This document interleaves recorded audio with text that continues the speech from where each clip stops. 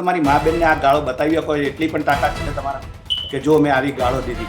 આવે છે ધીરેન્દ્ર શાસ્ત્રી રાજકોટમાં, શા માટે ઇનામની જાહેરાત કરવી પડી? કે હું કેન્સર મટાડી શકું છું, હું સુપર પાવર છું, મારી પાસે હનુમાન દાદાની શક્તિ છે. અમે એમ કહીએ છીએ કે સાદી કથા કરો ને, ગાળો દેવાથી કંઈ નહીં થાય. તમે કોઈને મારી આવશો તો એનાથી કોઈ ફેર નથી પડતો. યુવાનો વધારે કટ્ટર થતા જાય છે કે તમે યુવાનો છો, તમારી પાસે શક્તિ છે, બુદ્ધિ છે, અને એનો ઉપયોગ કરીને તમે બધા ધર્મોનું વાંચન કરો. પૂજવા લાગે છે કે આ જ વ્યક્તિ સાચા, આ જ મારા ભગવાન છે, આ કે છે એમ જ થશે. શેના માટે તમે કરી રહ્યા છો હુમલા કે ગાળો બોલીને? તમે તમારી સનાતન સંસ્કૃતિ શા માટે બતાવી રહ્યા છો? તમે વિચારતા જ નથી. જ્યારે અંધશ્રદ્ધાની વાત આવે ત્યારે તો એનો અર્થ જ એ છે કે તમે અંધ છો, બીજાની વાત સાંભળી જ નથી. કારણ કે હું સર્વોપરી છું એવું જે ગૌરવ લેવું છે, એના માટે થઈને આ લોકો વિજ્ઞાનને સમર્થન આપવા નથી માંગતા. અને જ્યાં સુધી વિજ્ઞાનને યુવાનો નહીં સમજે ત્યાં સુધી એમના પગ પકડશે. એ એમનો એકમાત્ર ઈરાદો છે.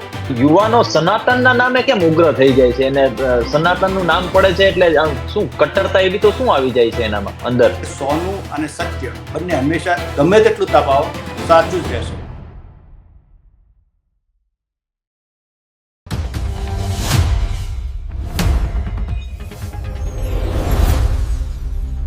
નમસ્કાર મિત્રો, હું સમ્રાટ અને તમે જોઈ રહ્યા છો ચક્રવાત ન્યૂઝ.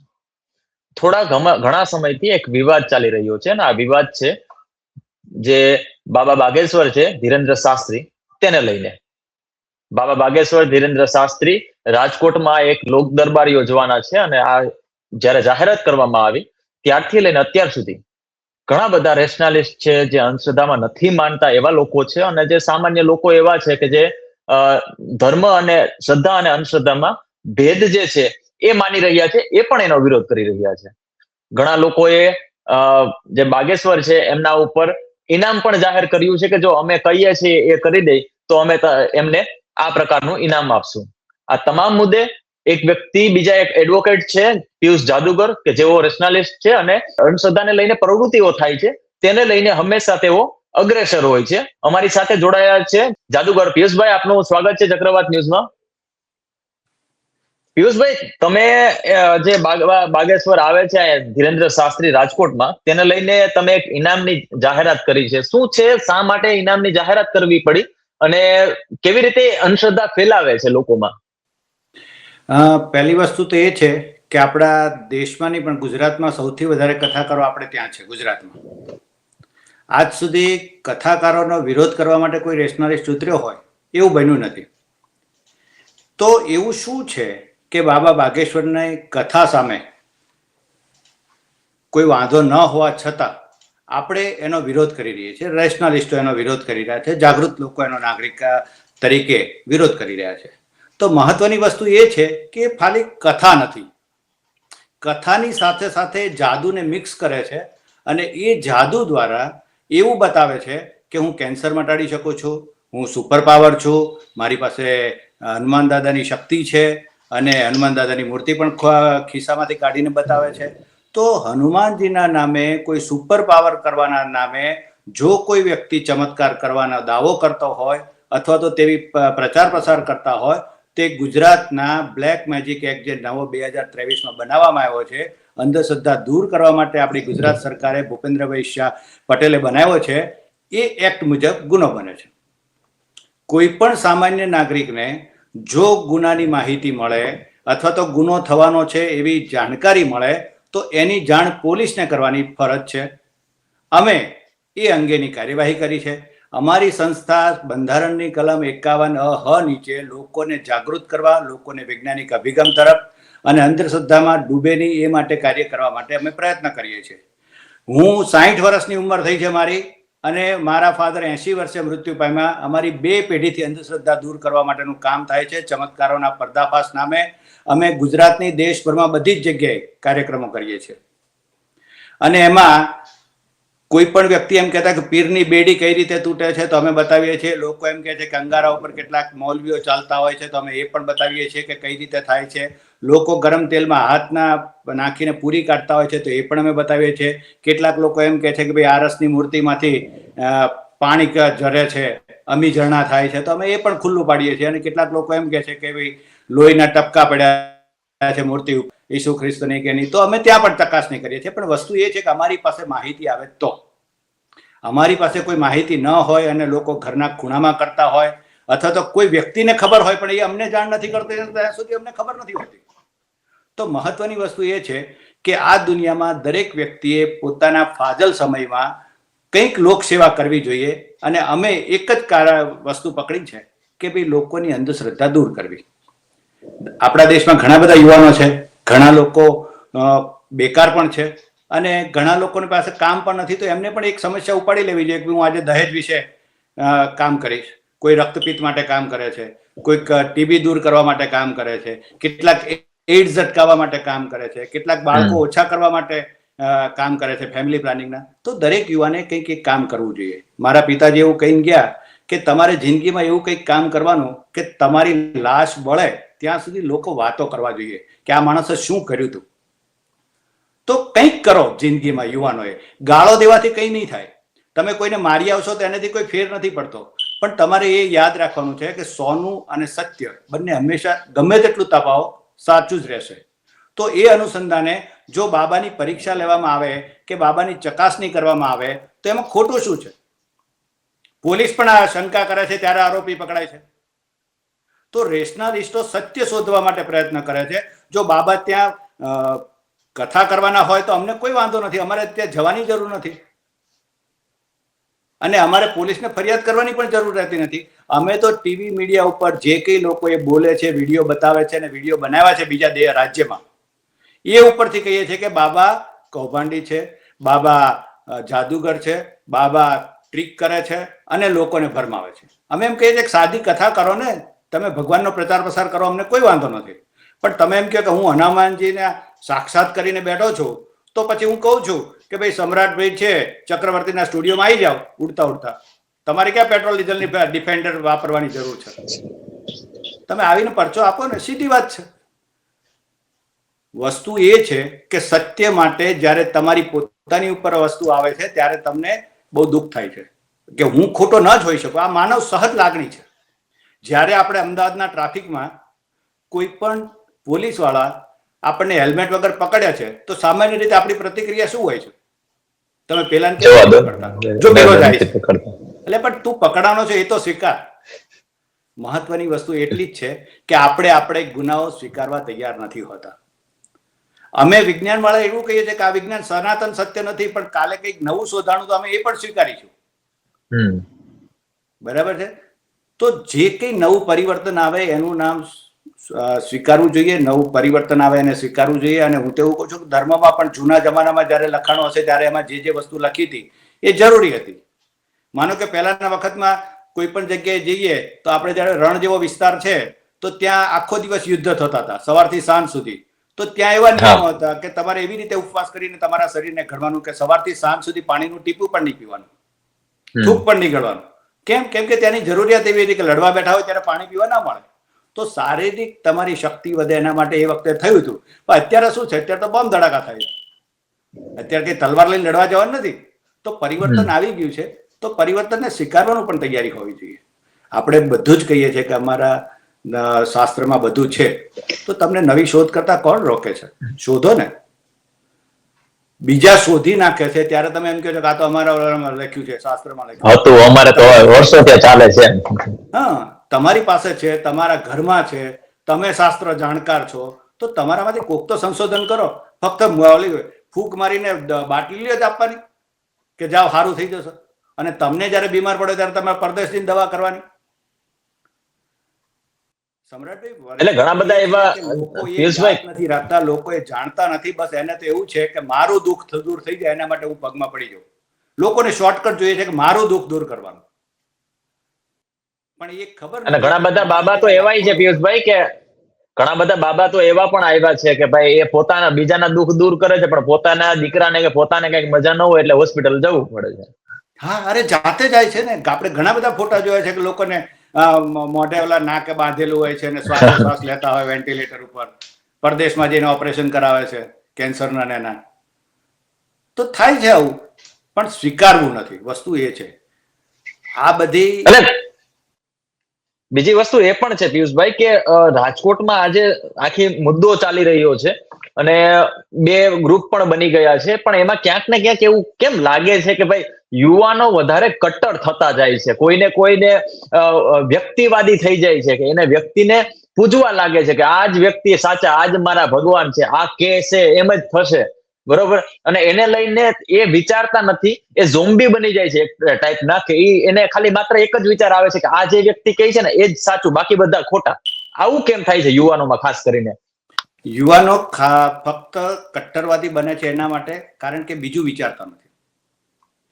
માનો કે તમે કામ કરો છો તો સાથે સાથે તમારા કામના એક ભાગરૂપે તમારે દેશના સમાચાર જુઓ તો તમને અલગ વસ્તુ લાગે, તમે દુનિયાના સ્ટેજમાં જાઓ તો તમને બીજું વસ્તુ વધારે અગત્યની લાગે. એવી રીતે તમે જ્યારે દુનિયાના ટોચ ઉપર જઈને બેસો ને તમારા સમાચારનું એડિટિંગ કરવાનું હોય ત્યારે તમને કયા યોગ્ય લાગે છે ન્યૂઝના એડિટિંગ કરવાનું, એ તમને ખબર પડે. તો મહત્વની વસ્તુ એ છે કે આ લોકો પોતાના વિસ્તારની આજુબાજુ જે કંઈ પ્રવૃત્તિ બને છે અને ખાસ કરીને મફત પ્રવૃત્તિ કરે, યુવાનોને આકર્ષે, યુવાનોને માન સન્માન આપે અને એની સાથે સારી રીતે બોલાવે એટલે એ લોકો ખુશ થઈ જાય. બીજી વસ્તુ કે ગામ વચ્ચે એના પોતાના પિતાજી એવું કહેતા હોય કે ભાઈ આ માણસને તો નોકરી નથી, કંઈ કામ ધંધો નથી કરતો, અને જ્યારે તમને બહાર થોડી માન સન્માન મળતું હોય તો સ્વાભાવિક છે કે એ લોકો એના ત્યાં કામ કરે. બીજું, ખાવા પીવાની ઘણી વાર તો વ્યવસ્થા થઈ જતી હોય છે. બીજું, ક્યારેક એવું બને કે નાના મોટા કામ પણ એના કરી આપે આવા ગુરુ મહારાજો પોતાની લાગવગથી. તો આને કારણે થઈને લોકોને એવું લાગે કે આ માણસ યોગ્ય છે, સારો છે, વ્યવસ્થિત છે, અને એની સામે ક્યારેય આવું બધું ખરાબ વસ્તુ નહીં કરે. એક બેન આવ્યા હતા મારી પાસે, દેખાવમાં બહુ સામાન્ય હતા. મને કે બાપુએ મારી ઉપર તો ક્યારે આવી કુરુદ્રષ્ટિ નથી રાખી. મેં કીધું કુરુદ્રષ્ટિ રાખવા માટે બી માણસ જોવે ને. હા, કોની સાથે શું કરવાનું એ જોવે ને. તમે એમ કહો કે મારી સાથે અણબનાવ નથી બન્યો એનો અર્થ એવો નથી કે અણબનાવ નથી થતો.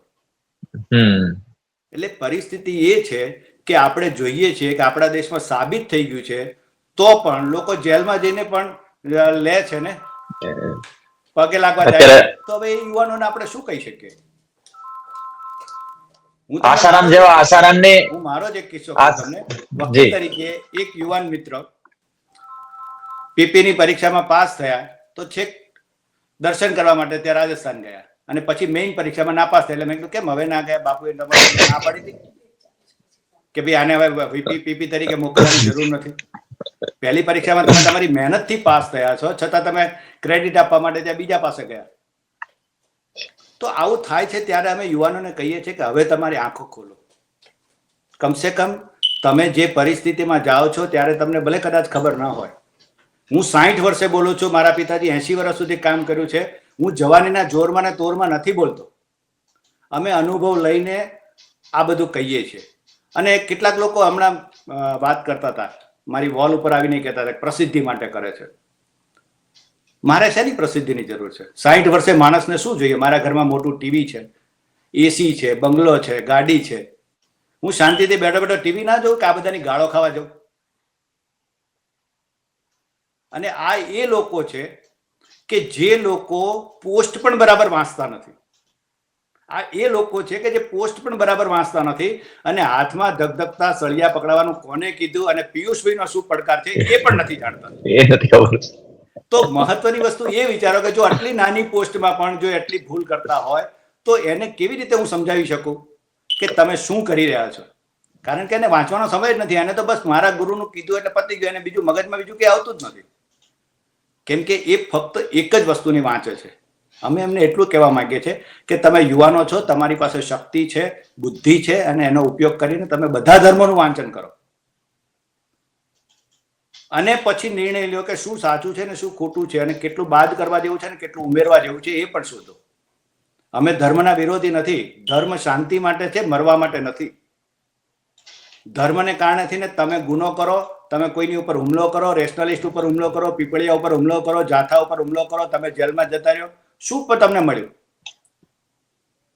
શેના માટે તમે કરી રહ્યા છો હુમલા કે ગાળો બોલીને? તમે તમારી સનાતન સંસ્કૃતિ શા માટે બતાવી રહ્યા છો? તમારી જે ગાળો છે એ ગાળો તમે વાંચો તમે અને તમે ખાલી એટલું કહી શકશો કે તમે તમારી મા બેનને આ ગાળો બતાવી શકો? એટલી પણ તાકાત છે તમારામાં કે જો મેં આવી ગાળો દીધી? એટલી પણ હિંમત છે તમારામાં કે તમારી મા બેનને તમે લખેલું બતાવી શકો કે જુઓ મેં કોકની વોલ ઉપર જઈને શું લખ્યું છે? બસ કટ પેસ્ટ કરીને મૂકી દેવાનું, કટ પેસ્ટ કરીને મૂકી દેવાનું. તમે વિચારતા જ નથી જ્યારે અંધશ્રદ્ધાની વાત આવે ત્યારે. તો એનો અર્થ જ એ છે કે તમે અંધ છો, બીજાની વાત સાંભળી જ નથી શકતા. તમારે બાપુને એવું ના કહેવું જોઈએ કે બાપુ સાચા હોય તો તમે ખાલી અહીં જમીનથી 4 ફૂટ અદ્ધર થઈ જાઓ ને, કોઈ પણ વિજ્ઞાનના સાધનો વગર, અથવા આ વિજ્ઞાનના યુગમાં તમે વિજ્ઞાનનું એક પણ સાધન વાપર્યા વગર કથા કરો ને. શા માટે લાઉડસ્પીકર વાપરો છો? શા માટે ડિફેન્ડર કારમાં આવો છો? બળદગાડામાં કે ઘોડા ઉપર આવો ને. પણ ના, બધા જ બાબાઓને વિજ્ઞાનના સાધનો વાપરવા છે અને વિજ્ઞાનને પોતાની દાસી કેવરાવી છે. કારણ કે હું સર્વોપરી છું એવું જે ગૌરવ લેવું છે, એના માટે થઈને આ લોકો વિજ્ઞાનને સમર્થન આપવા નથી માંગતા. અને જ્યાં સુધી વિજ્ઞાનને યુવાનો નહીં સમજે ત્યાં સુધી એમના પગ પકડશે, એ એમનો એકમાત્ર ઈરાદો છે. પિયુષભાઈ, આ યુવાનોની વાત કરી તો વચ્ચે એક વાત લઈ લઉં છું કે યુવાનો સનાતનના નામે કેમ ઉગ્ર થઈ જાય છે, અને સનાતનનું નામ પડે છે એટલે શું કટ્ટરતા એવી તો શું આવી જાય છે એનામાં અંદર ભાવનાઓ? શું લાગે છે આમાં? યુવાનોને કોઈ વાત નથી. જે છે ધાર્મિક કથાકારોનો અને ધર્મના નામે જે જનૂન ચડાવે છે એનો છે. પછી એ મુસ્લિમ હોય, ખ્રિસ્તી હોય, ખ્રિસ્તીમાં જેદા છે, જિહાદ ને એ બધાના નામે જે ચાલતું હોય છે, એ બધાનો એક જ હેતુ હોય છે કે અમારું રક્ષણ કરો, કથાકારોનું. અને કથાકારોનું રક્ષણ કોઈ પણ વ્યક્તિ કોઈ પણ સ્વાર્થ વગર ક્યારે કરે કે એના મગજમાં તમારે નાખવું પડે. તો તું છે. એ એવું નથી કહેતો કે માણસ છે એ ઉત્ક્રાંતિથી આગળ આવ્યો છે અને માણસના જન્મ અને મરણ પાછળ કોઈ સ્વર્ગ નરક નથી, કોઈ ભગવાન નથી, એવું કહેનારું એ વ્યક્તિ નથી. એને તો એવું કહે છે કે ભાઈ તારા માતા પિતાએ ભગવાનની પ્રાર્થના કરી માટે તારો જન્મ થયો. પણ એને બાયોલોજીકલ ખબર જ નથી કે કઈ રીતે જન્મ થાય. તો આ લોકોને એવું છે કે આ ધર્મને કારણે હું જીવી રહ્યો છું. નાના બાળકને કોઈ કહેવા નથી જતું કે તું ધર્મને કારણે જીવી રહ્યો છો, તો એ ક્યારે આવું કટ્ટરવાદ નથી થતો. પણ એનામાં નાખવામાં આવે છે કટ્ટરવાદ. અને એ કટ્ટરવાદને કારણે થઈને લોકો આક્રોશમાં આવી જાય છે. આઈએએસ કે આઈપીએસ કરવાની જગ્યાએ આ લોકો એમના ચેલાઓ બનીને બેસી જાય છે. અને શું મળે છે એમને? બસ મારપીટ કરવા માટેનો પ્રશંસા કે તમે સનાતન માટે જીવી ગયા, તમે સનાતન માટે લડી લીધું અને જેલમાં જઈ ગયા. તમારા શબ્દોમાં પિયુષભાઈ કેવું હોય તો સનાતન એટલે શું? સનાતન એટલે એવું સત્ય કે જે લોકો માટે ઉપયોગી હોય, લોકો દરેક વ્યક્તિ કોઈ પણ જાતના વિરોધ વગર સ્વીકારી શકે. દાખલા તરીકે સૂર્ય છે તો એને તમે પૂજા કરશો કે નહીં કરશો, કાલ ઉગવાનો જ છે. અને સમ્રાટભાઈને પણ દેખાય, મને પણ દેખાય, તો એ મને પણ ગરમી આપે, તમને પણ ગરમી આપે. તો જે દેખાય છે એ સનાતન સત્ય છે અને જે બદલાય છે એ સત્ય નથી. એ જે વસ્તુ માનવતા ધર્મ છે, માનવ ધર્મ વર્ષોથી એમને છે. માનો કે તમને કંઈ પણ થયું, હું તમને ઓળખતો નથી અને એક્સિડન્ટ થયું તો હું તમને ઉચકીને મારી ગાડીમાં નાખીને તમને હોસ્પિટલ લઈ જાઉં, એ માનવતા ધર્મ છે. એના માટે કોઈ હિન્દુ ધર્મની જરૂર નથી, સનાતન ધર્મની જરૂર નથી, મુસ્લિમ ધર્મ જરૂર નથી, કુરાનની જરૂર નથી, કુરાન વાંચવાની પણ જરૂર નથી, બાઇબલ વાંચવાની પણ જરૂર નથી. આ માનવતા ધર્મ ક્યાંથી આવે છે? કેમ આદિ અનાદિકાળથી ચાલ્યો આવે છે? કેમ બધા એમ કહે છે કે પાડોશીને પ્રેમ કરો, મિત્રો સાથે રહ્યો? આના માટે કોઈ વાંધો ના હોઈ શકે, કોઈને પણ ના હોય. તમે ધર્મમાં માનતા હો કે ના માનતા હો, કંઈ વાંધો નથી. આનું નામ સનાતન સંસ્કૃતિ છે કે જે માનવતા માટે કામ કરે છે. અને માટે અમે કહીએ છીએ કે સનાતન તો અમે છીએ. અમે ભલે ચોપડી વાંચી છે એટલું તો તમે અમને સ્વીકારશો ને કે ભાઈ અમે મહાભારત તમે વાંચ્યા નથી, તમે રામાયણ નથી વાંચ્યા, તમે વેદો નથી વાંચ્યા, તમે પુરાણો નથી વાંચ્યા, એટલા તો અમે વાંચ્યા છે, એટલા પૂરતો તમને સનાતન ગણો છો ને. તો અમારું કામ એવું છે કે અમારી આજુબાજુ જે પણ અમને દેખાય છે એમાંથી ખોટું છે એને અમે બાદ કરીએ છીએ, અથવા તો લોકોને બતાવીએ છીએ કે અમે તો બચ્યા છીએ, તમે બચો. અને કોઈ પણ વ્યક્તિને જો જેટલો વધારે ધાર્મિક એટલો વધારે દુઃખી, અને દુઃખી હોય માટે જ એને ત્યાં જવું પડે છે અને શોર્ટકટ લેવું પડે છે કે ભાઈ મને ભગવાન સાથે સીધી વાતચીત કરાવી દો અને મારો રોગ મટાડી દો. જો એવી રીતે રોગ મટતા હોય તો કેન્સરની હોસ્પિટલ બનાવવાની જરૂર શું હતી બાબાને? જો એવી રીતે જ થતી હોત તો બાબાને કેન્સરની હોસ્પિટલ તોડી નાખવી જોઈએ અને ત્યાં એક ખાલી ગૌમૂત્ર કે જે કંઈ હોય એ મૂત્રની બાટલીઓ જ રાખવી જોઈએ કે ભાઈ આ બાટલીઓ લઈ જાઓ અને પીવો. અને એ રાખવાની ત્યાં જરૂર શું છે? બધે ફોરવર્ડ કરે ને પોતાના માણસોને કે આલ્યો ગુજરાતની કેન્સર હોસ્પિટલને 5000 બાટલીઓ આપીએ છીએ, રોજ 2-2 બુંદ પીવડાવજો, મટી જશે. બોલો. ઓકે. પિયુષભાઈ, બીજું પણ એક હતું કે ભાઈ બાબા બાગેશ્વર એવું તો શું કરે છે કે જેના કારણે લોકોને એમ થાય છે કે અમારા આમ શું કહેવાય ચમત્કાર થઈ ગયો ને આવું તો અત્યાર સુધી અમે જોયું નહોતું ને? ધર્મના નામે નશો ચડાવવાનું કામ કરે છે. કાર્લ માર્ક્સ પણ એવું કહી ગયો કે ધર્મ એક નશો છે, અને જ્યારે તમે સતત એની સાથે હોવ તો આવું થઈ શકે છે કે તમને એના સિવાય બીજું કંઈ દેખાતું જ ના હોય, તમને એ જ સર્વસ્વ લાગે. અને એટલા માટે જ નાનપણથી લોકોને આવી જગ્યાએ રાખવામાં આવે છે કે જ્યાં મફતમાં ધર્મનું શિક્ષણ આપવામાં આવતું હોય.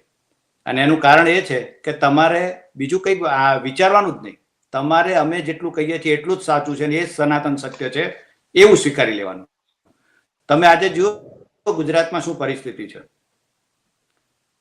કે એક જ સંપ્રદાયના બે માણસો એકબીજાના પ્રસાદ પણ ખાતા નથી. બે સંપ્રદાય છે, એના એકબીજાના અનુયાયીઓ એકબીજાનો પ્રસાદ પણ ખાતા નથી, જેના ભગવાન એક છે. અને એ પાછા હનુમાનજીને સેવક તરીકે ગણે છે કે અમારી સેવા કરો હનુમાનજીને. તો ક્યાં જઈને અટકશું આપણે? તમે બીજાની જરૂર જ નથી, તમારે તમે અંદરો અંદર જ લડી રહ્યા છો. અમે તો ખાલી એક બોર્ડ મૂકીએ છીએ કે આ ખોટું છે અને આ આટલું ખોટું છે, એનાથી દૂર રહે. પણ યુવાનોને એ માહિતી નથી કે આ જે ધર્મ છે એ એવો ધર્મ છે કે જે બીજાથી અલગ કરે તો એને ધર્મ ના કહેવાય, એવું નથી સમજતા.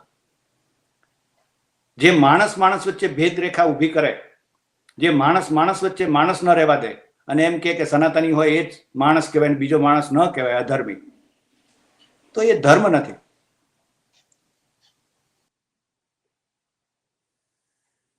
ટૂંકમાં સનાતનને સમજ્યા જ નથી એ લોકો. હા, એટલે આપણે એવું કહી શકીએ કે જો ભગવાન હોય તો એમને માફ કરે, કારણ કે એવો શું કરી રહ્યા છે એમને ખબર નથી. એટલે એ ઘણી વખત મેં પણ એમના વિડીયોઝ જોયા છે ધીરેન્દ્ર શાસ્ત્રીના, અને એ એવું મતલબ કોઈ પરચી હોય છે લખે છે અને તમે એની બાજુમાં જાવ એટલે તમને તમારા મનની વાત એમાં લખીને આપી જાય. એ ટ્રીક શું હોય કે કઈ એવું તો શું છે એની પાસે કે કઈ પ્રકારની ટ્રીક હોય છે? આ મેજિક ટ્રીક છે. સુહાની શાહ પણ કરે છે, A.K. શર્મા પણ કરે છે, બધા જાદુગરો મોટાભાગે નાના મોટા અરવલા કરે છે. હું મારા કાર્યક્રમમાં ચિઠ્ઠીમાં કોઈ પણ ભાષામાં લખો, હું ખોલ્યા વગર કાનમાં રાખીને તમારી સામે હું કઈ બતાવું છું કે ચિઠ્ઠીમાં શું લખ્યું છે, કોઈ પણ ભાષામાં લખો. તો આ બધી જાદુની ટ્રીક છે. જાદુની ટ્રીકની પાછળ રહસ્ય બહુ સામાન્ય હોય છે, પરંતુ એ મનોરંજન માટે હોય છે. અને ખાસ કરીને જાદુગરો એના માટે થઈને કામ કરતા હોય છે, પ્રમાણિકતાથી આ આર્ટ બતાવીને પોતે જીવતા હોય છે. એ એની પરસેવાની કમાણી હોય છે કે ભાઈ આ એક આર્ટ છે, એટલા માટે એ લોકો ખુલ્લી નથી કરતા કે સામાન્ય લોકોને ખબર પડે તો પછી એની જે રસ હોય એ ઓછો થઈ જાય, એન્ટરટેનમેન્ટ ઓછું થઈ જાય. એટલા માટે થઈને સામાન્ય રીતે જાદુની ટ્રીક મોંઘી હોય છે, જલ્દી લોકોને શીખવાડતા નથી, ઇવન ઘરના લોકોને પણ નથી શીખવાડતા, એ રીતની પરિસ્થિતિ હોય છે. પણ એટલું કહેવાય છે કે ચોક્કસ એમાં ટ્રીક છે, એમાં બનાવટ છે, સાધનોની કરામત છે અને ગોઠવણ છે પોતાના માણસોની.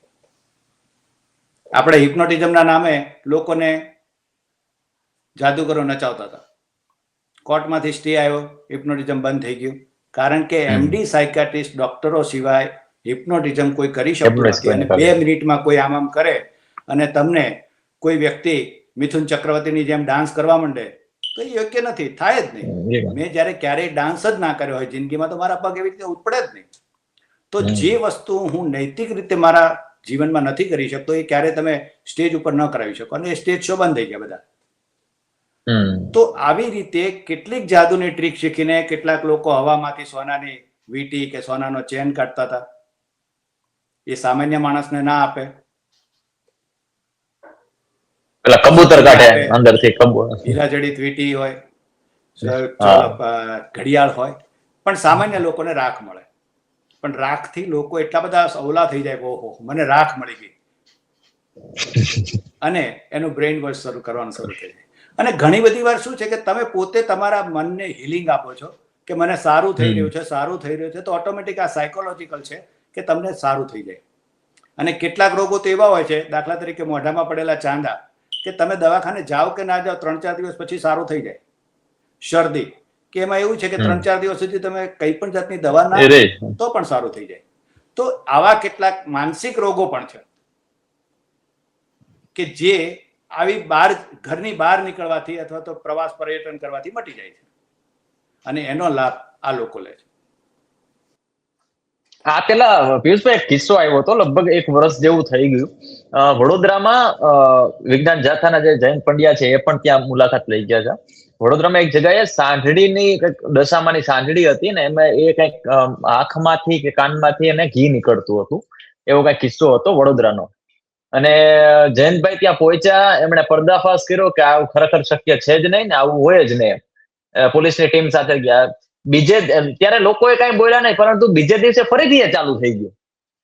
એટલે લોકોને ખબર પાડવામાં આવે છે કે એકચ્યુઅલમાં આવું કઈ છે નહીં, બરોબર, આ ધતિંગ છે, છતાંય પણ લોકો ત્યાં પાછા ફરીથી ત્યાં જ જાય છે. એનું શું કારણ છે? લોકોમાં એટલી તો શું માનસિકતા એવી બંધાઈ ગઈ છે કે એ સામે જોઈ છે છતાં પણ માનવું નથી એમ. હું અને ઉર્વિશ કોઠારી સંદેશના પત્રકાર હતા. તમે નામ સાંભળ્યું હશે, બહુ મોટા ગજાના પત્રકાર છે અત્યારે. શરૂઆતના યુવાનીના સમયમાં અમે બધાએ મીનાવાડા ગયેલા દશામાને જ્યારે પ્રગટ થયા ત્યારે. અમે ત્યાં સવારથી સાંજ સુધી ત્યાં ચકાસણી કરી. ઘણા બધા અમે અનુભવો કર્યા કે હાથમાંથી કંકુ તો ના નીકળ્યું, માથાની હેલ જે હતી એ 3 ફૂટ ઊંચી થઈને એ નવરાત્રિના નોરતા ફરતા હોય એવું પણ બન્યું નહીં. અને છેલ્લે ધૂણતા હતા ત્યારે મંડપની બહાર પણ 2-3 જણા ધૂણવા માંડ્યા. એટલે આ ધૂણેલતી માતા એવું પૂછે છે, તું કોણ છે? આ ધૂણતી માતા બીજી ધૂણતી માતા પૂછે, તું કોણ છે? વાંધો નહીં, જે હોય. પણ અમે પાછા આવ્યા, બીજા દિવસે લેખ પ્રગટ થયો બધું ડિટેલ સાથે. ત્યારે ત્યાં એવું જાહેર કરવામાં આવ્યું કે સંદેશના જે પણ પત્રકાર આવ્યા હતા એ અને પિયુષભાઈ મરી ગયા. એમનો એકનો એક દીકરો મરી ગયો, એમના કારને એક્સિડન્ટ થઈ ગયું, સંદેશ પ્રેસ બંધ થઈ ગયું, એક પ્રેસ તો સળગીને પેલું નાશ થઈ ગયું, રાગ થઈ ગયું. અને આવી વાતો ત્યાં માઇક ઉપર થાય છે. એટલે આવનારા લોકો કે જેને છાપું પણ નથી વાંચતા, જે ગામડે ગામડેથી આવે છે, એ લોકો આવું માને છે. એટલે એ લોકોને માનસિકતા એ પ્રકારની એને મૂકી દે છે એના ઉપર કે આવું કર્યું એટલે એના ઉપર આવું થયું છે. અને ભક્તો એ જાણવા નથી આવતા કે પિયુષભાઈ શું કરે છે, કે પિયુષભાઈ શા માટે આવું કર્યું, અને પિયુષભાઈ નું શું થયું, ખરેખર કરી કે આવું થયું ખરું, એ તપાસ કરવા કોઈ નથી આવતા. અને પ્રિન્ટ મીડિયામાં અમારું આટલું આવે છે અને એમના પાના ભરીને આવે છે, પાના જાહેરાત પણ આવે છે. હવે તો હમણાં મેં એક કોઈ પોડકાસ્ટ જોતો હતો, હવે એ ચેનલની નીચે આવતું હતું કે વશીકરણ વિદ્યા કરું છું ને, હું ફલાણું કરું છું ને, પેલું કરું છું ને. તો વિચાર કરો કે ચેનલો પણ આની ઉપર જો કમાતી હોય તો હવે કેવી રીતે સત્ય બોલી શકશે? એટલે પરિસ્થિતિ કાયદો લાવવાથી કામ પૂરું નહીં થાય. કાયદાનો અમલ કરાવવા માટે યુવાનોની જરૂર પડશે, અને યુવાનો જ્યાં સુધી આના જાળમાં ફસાયેલા હશે ત્યાં સુધી એ સત્ય જોઈ શકવાના નથી. અને એ ફક્ત પોતાના ઘરની બહાર પાછળ બાજુવાળો છે એની ઉપર જ એ પથ્થર ફેંકે રાખશે. પણ એને ખબર નથી કે આપણું કાચનું ઘર છે, આપણે પણ આવો ભયસ્થાનો છે, આપણા ધર્મમાં પણ અંધશ્રદ્ધા છે ને કાઢવી પડશે, એવું પણ એ સમજી નથી શકતા. એ બીજાના ધર્મની અંધશ્રદ્ધા બતાવવા જાય છે. હું એમને કહું છું કે તમને તમારા ધર્મની અંધશ્રદ્ધા નથી દેખાતી? દૂર ક્યાં જવાની જરૂર છે? તમે કાચના ઘરમાં બેઠા છો. તો બધા એવું કહે છે કે ભાઈ ના, પિયુષભાઈ તો પ્રસિદ્ધિ માટે કરે છે. શું પ્રસિદ્ધિ કરવાની? શાંતિથી જે માણસને બેસીને ટીવી જોઈને શાંતિથી 32 ભોજન ખાવાના હોય, એ સમયગાળામાં લોકોની ગાળો ખાય છે. શું અમને પદ્મશ્રી આપે છે એક પણ રેશનાલિસ્ટને? શું અમારું સન્માન થાય છે? લોકો થેલીઓ ભરી ભરીને આપે છે પૈસા અમને? શું અમે કોઈ બીજા કથાકારના હાથા છીએ કે ભાઈ આ કથાકારને પાડી દેવા માટે અમારો ઉપયોગ થઈ રહ્યો છે? ના, અમે ક્યારેય કોઈ પણ સાચા સંત, સાધુ, ફકીર, અલિયાઓને ક્યારેય કોઈ દિવસ અમને કંઈ કીધું નથી. અને એમને પણ એવું ક્યારેય નથી કે તમે આવો ને અમારા દરબારમાં આવીને પ્રાર્થના કરો. અને ઘણી બધી વાર ચેલેન્જ ઉપાડનારા લોકો તો કઈ અમને કહેતા જ નથી. એ તો ચેલેન્જ ઉપાડતા નથી, બીજા લોકો એમ કે છે કે આવો. શા માટે? પણ અમારે મરણ મરવું છે? વસ્તુ એક જ છે કે અમારું કામ ક્યારે થાય? ગુનો બને ત્યારે. અમારું કામ એટલું છે કે યુવાનોને અમે કહીએ છીએ કે જુઓ, આવું કંઈક કરે તો એ ખોટું છે. હવે યુવાનો આંખો બંધ કરીને શ્રદ્ધા રાખે તો પછી અમે કંઈ નથી કરી શકવાના, કેમ કે શ્રદ્ધા એ જ અંધશ્રદ્ધા છે. કેમ કે શ્રદ્ધા અને વિશ્વાસમાં ફેર એટલો છે કે શ્રદ્ધાના નામે તમે વિમાનમાંથી કૂદકો નહીં મારી શકો, પણ જો તમારી પાસે પેરાશૂટ હશે તો તમને એની પર વિશ્વાસ છે કે પેરાશૂટ પહેરીશ તો મને કંઈ વાંધો નહીં આવે. તો આ શ્રદ્ધા અને વિશ્વાસ વચ્ચે એટલો ફેર છે કે તમે આંખો બંધ કરીને માની લો છો, અને અમે કોઈ પણ કથાકાર હોય ગમે તે હોય અમે વિચારીએ છીએ કે ભાઈ સાચું છે ત્યાં સુધી કોઈ વાંધો નથી, પણ એમ કે હું હવામાં ઉડી શકું છું ત્યાં અમને તકલીફ પડે છે. હું કોઈના રોગ મટાડી શકું છું, હું કોઈની ચિઠ્ઠી ફાડું છું, તો એ ચમત્કારો કરવાની ક્યાં જરૂર છે? તમે સાચી સત્ય સનાતનની વાતો કરો ને. તમારા દેશમાં ઈંધણનો ભાવ વધી ગયા છે, વગર ઈંધણે કેવી રીતે ગાડી ચાલે એના માટે વાત કરો ને તમે. રાજકોટ સોલારનું મોટું હબ છે, સોલારમાં સાયકલો ઉપર પણ સોલારથી કેવી રીતે ચાલુ શકે, સોલારથી કેવી રીતે કાર કન્વર્ટ થઈ જાય, પેટ્રોલ ડીઝલની કાર સોલારમાં કેવી રીતે કન્વર્ટ થઈ જાય, એના માટેના સંશોધનને તમે મહત્વ આપો ને. શું એ જરૂર નથી લાગતી તમને વિજ્ઞાન ક્ષેત્રે તમારે આગળ વધવાની? તમારે તો તમારી કથાઓ કરવી છે ને લીંબુ મરચા ચાઇનાના મંગાવવા છે, લટકાવવા છે ઘર ઉપર. જિગ્નેશ મેવાણી એ જ વાત કરી છે ને, વેપાર કરે છે તમારા. જિગ્નેશ મેવાણી એ જ વાત કરી છે કે જો 72,000 કરોડનું ડ્રગ્સ ગુજરાતમાં આવ્યું ક્યાંથી એ જો જણાવી દો તો વધારે સારું એમ. આ લોકો ક્યારેય કંઈ જણાવી શકતા નથી. આ લોકો પાસે કોઈ શક્તિ જ નથી. જો એ લોકો ડ્રગ્સનું જાણી શકતા, આ લોકો પોતાની ચિઠ્ઠીઓ ફાડે છે તો તમે ગુજરાતની એક ચિઠ્ઠી તો ફાડો કે ભાઈ ગુજરાતમાં ડ્રગ્સ ક્યાંથી આવે છે, દારૂ ક્યાંથી આવે છે, કોણ વેપાર કરે છે, કોણ કેટલો હપ્તો લઈ જાય છે. બસ આટલું જણાવો ને, અમારું ગુજરાત ધન્ય ધન્ય થઈ જશે. કલ્યાણ થઈ જશે. સ્ટેટ લઈને આ બાજુમાં ઉભા રહીશું કે અમે એમના સેવક છીએ, ગર્વ સે કહીએ અમને ઉસકે સેવક. અમે એવી સ્લેટ મારવા તૈયાર છે ગળામાં, પણ નથી કરતા કોઈ. એને તો ફક્ત પેલા જે લોકો એમને ત્યાં શ્રદ્ધા રાખીને આવે છે એવા 5 લાખ માણસોની વચ્ચે 2 જણાને બોલાવશે, ને 2 જણા કોણ છે તો કોઈને ખબર નથી, પણ લોકોને તાળીઓ પાડવી છે. એમને મનોરંજન જોઈએ છે, પણ જાદુગરો પ્રામાણિક રીતે મનોરંજન આપે છે ત્યાં એમને મનોરંજન ઓછું પડે છે, એટલે એ અહીંયા મફતમાં લેવા આવે છે ધક્કા મુક્કી કરીને. એટલે આજે પિયુષભાઈ આ જે વસ્તુ ચાલી રહી છે એમાં માની લો કે કોઈ ઠીક છે, હવે એ લોકો 2-4 લોકોને ત્યાં રાખશે પણ ખરી, એના અંગત લોકો હોય એને મતલબ બતાવવા માટે કે આ જો અમે આને બોલાવ્યા ને આવી રીતના કર્યું એમ. પણ જ્યાં લોકો ખરેખર એને કોઈ શું કહેવાય શ્રદ્ધાને લઈને આવ્યા છે, એને કોઈને ચમત્કારમાં કે એવું કઈ ખાસ છે નહીં, તો આવી બધી વસ્તુઓ એ જોઈને સામે શું રિએક્ટ કરતા હશે? તો એને સામાજિક રીતે, આર્થિક રીતે કે પછી માનસિક રીતે એનામાં શું ફરક આવી શકે એમ? લોકોમાં સામાન્ય લોકોમાં લોકો એવું માને છે કે એમના દર્શન કરવાથી કદાચ મારા દુઃખ દર્દો મટી જાય. લાખો દર્દોની એક દવા બાપુના પગે પડી જઈએ અને એમના ચરણ સ્પર્શ મળી જાય તો આપણે ધન્ય ધન્ય થઈ જઈએ. આશારામ બાપુ માટે પણ એવું જ કહેવાતું હતું, અને લોકો ઘણા બધા લોકો એમની ચરણ રજ લઈ અને ધન્ય ધન્ય થઈ ગયા હતા. એટલે લોકોની શ્રદ્ધા જે છે એનો આ દુરુપયોગ કરે છે આવા બાવાઓ, આવા સાધુઓ, આવા મૌલવીઓ, આવા પાદરીઓ.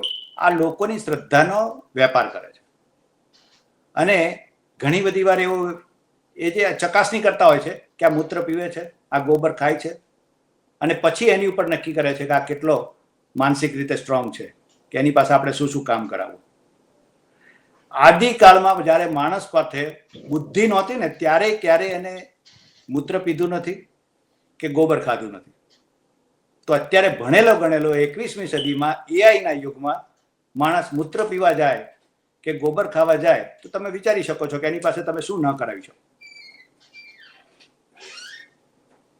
અને એમની વકીલાત કરનારા લોકો પણ વિચાર્યા વગર જો એવી વાતો કરતા હોય કે ના બાપુ કહે છે સાચું છે, તો અમારે બોર્ડ મારવા સિવાય બીજું કંઈ કરવાનું રહેતું નથી.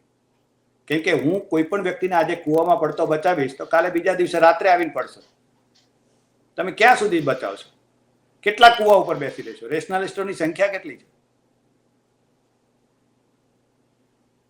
દરેક માણસે પોતાનું મગજ ચાલુ રાખવું જોઈએ, અને મગજ જ્યાં સુધી ચાલુ નહીં હોય ત્યાં સુધી તમને બીજા કોઈ નહીં બચાવી શકે. હું નહીં, પોલીસ નહીં, સરકાર નહીં, કોઈ નહીં બચાવી શકે.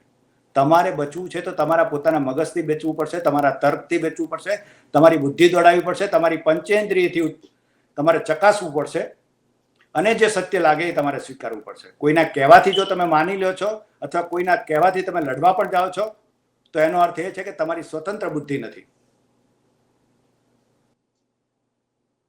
અને આ વસ્તુ પિયુષભાઈ એવું પણ ઘણા બધા કિસ્સાઓ સામે આવ્યા છે કે ભાઈ લોકો વિરોધ કરતા હોય ને, જેમ કે અત્યારની જ ઘટના લઈ લો કે ભાઈ જે રેશનાલિસ્ટ જે એસોસિએશન છે, બીજા ઘણા બધા મિત્રો છે જે આ ધીરેન્દ્ર શાસ્ત્રીનો વિરોધ કરે છે, અને સામાન્ય ઇન્ડિવિજ્યુઅલ જે લોકો છે એ પણ એના ક્યાંક ને ક્યાંક વિરોધ કરે સોશિયલ મીડિયા ઉપર.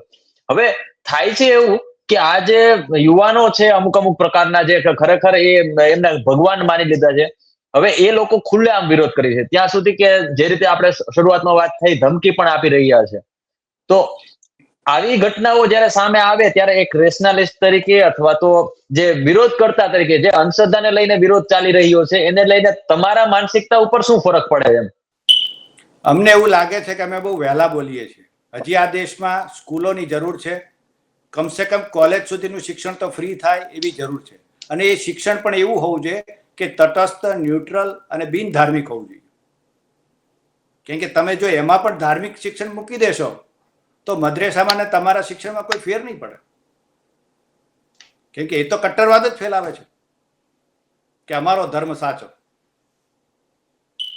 તો મહત્વની વસ્તુ એ છે કે દુનિયામાં જે શિક્ષણ પદ્ધતિ છે એમાં ક્યાંય કોઈ પણ જાતના ધર્મનું મિક્સ થતું નથી, અને માટે એ લોકો વૈજ્ઞાનિકોને એને બોલાવી રહ્યા છે, વૈજ્ઞાનિકોને રોકી રહ્યા છે, વૈજ્ઞાનિકો પેદા કરી રહ્યા છે, નોબેલ પારિતોષિકો જીતી રહ્યા છે, અને નવા નવા આયુધો શોધી રહ્યા છે, નવી વિજ્ઞાનની શોધ કરી રહ્યા છે, કેન્સરની શોધ કરી રહ્યા છે. રશિયા ભલે યુદ્ધમાં છે પણ આજે રશિયા પોતે 200 વર્ષ સુધી કઈ રીતે જીવી શકાય એનું સંશોધન કરી રહ્યું છે. તમારા દેશમાં 5000 માણસો 5000 વર્ષના સાધુઓ હતા તો એ સંશોધન ક્યાં ગયું? તો કોક તો શોધીને લાવો. અમારા બાપુ 200 વર્ષના હતા પણ એ સંશોધન તો કરો કે બધાને કેવી રીતે થઈ શકાય. વિજ્ઞાન અને ધર્મમાં ફેર એટલો જ છે કે એ ફક્ત એક વ્યક્તિ કેન્દ્રી થઈ જાય છે, અને વિજ્ઞાન વિવિધ લોકો માટે થઈ જાય છે, સેવા માટે.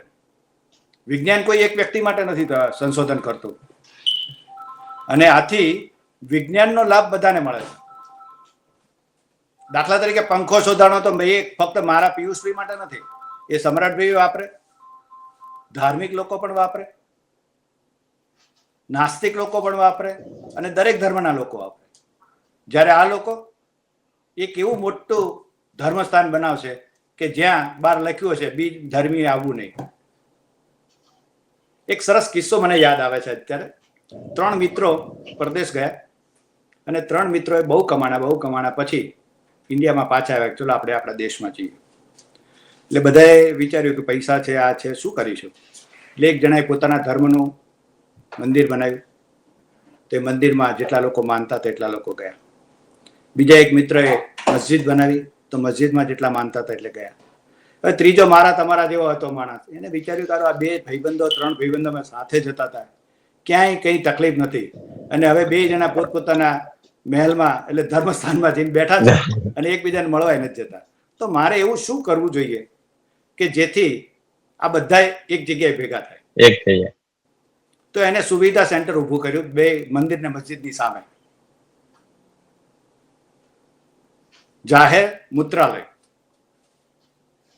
કે જ્યાં બધા જ આવી શકે, કોઈ પણ જાતના ભેદભાવ વગર. હવે મને કહો કે તમારી 5 અબજ રૂપિયાની મસ્જિદ હોય કે 5 અબજ રૂપિયાનું મંદિર હોય, એની ઉપયોગિતા વધારે છે કે પેલું સુવિધા, સરળ સુવિધા? તો વિચારવાની વસ્તુ આ છે કે તમે શું કરી રહ્યા છો અને કોના માટે કરી રહ્યા છો. ધર્મસ્થાનો બને એની સામે મને કોઈ વાંધો નથી, પણ એવું તો કમસે કમ હોવું જોઈએ કે જ્યાં બધા જ આવી શકે, કે જેથી બીજા ધર્મવાળાને તમારા માટે જો કંઈ પૂર્વગ્રહ હોય તો એ પણ સુધરી શકે.